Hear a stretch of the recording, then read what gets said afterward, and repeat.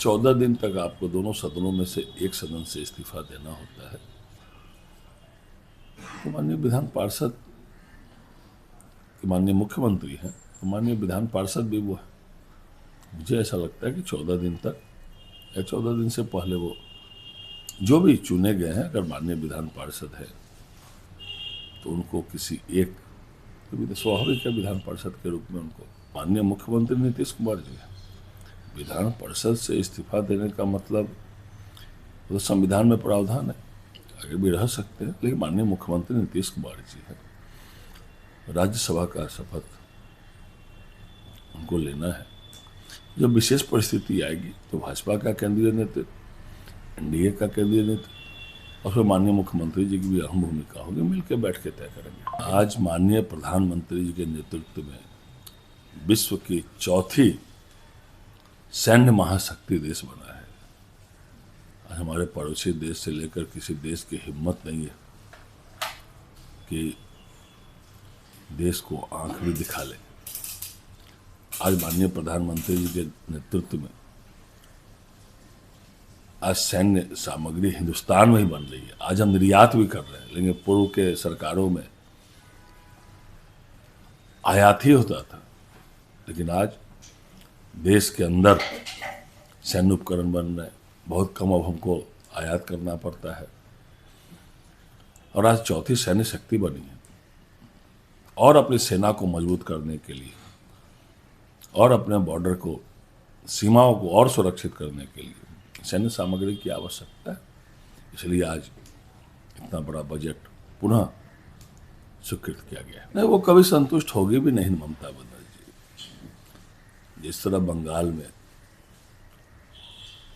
उद्योगपतियों का पलायन हो रहा है, व्यवसायियों का पलायन हो रहा है, रोजगार घट रहा है, ममता बनर्जी जी को केवल और केवल बांग्लादेशी घुसपैठिए से मतलब है, रोहिंग्या से मतलब है। और जिस तरह बंगाल के हालात हैं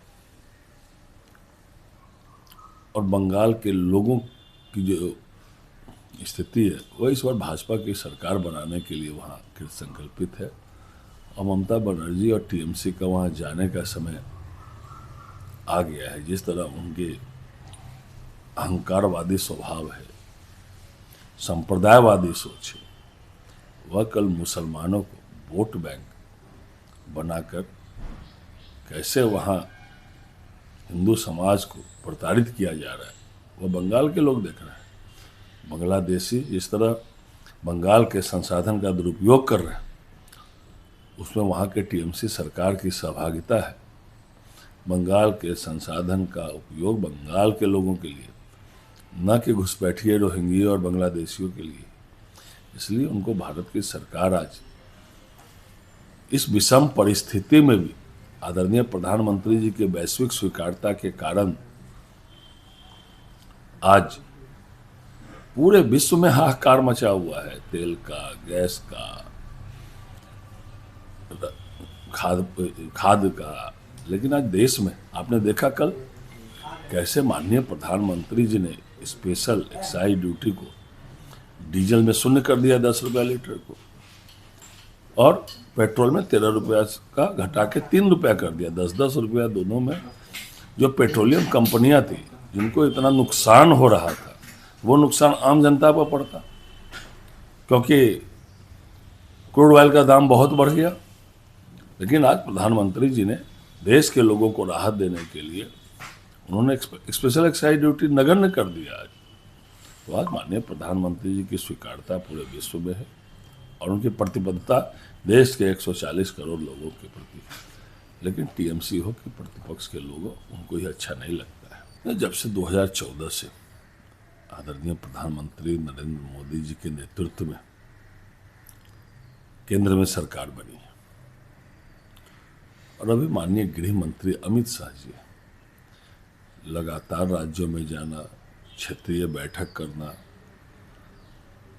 और पूरे देश में जिस तरह नक्सलवाद की घटना घटती थी, और अब देश के कई राज्यों में भाजपा एनडीए की सरकार है, तो आज नक्सलवाद की घटना नगण्य हो गई है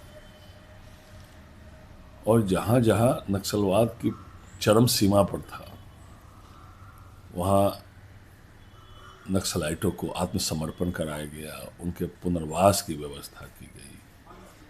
आज माननीय गृह मंत्री जी के नेतृत्व में देश से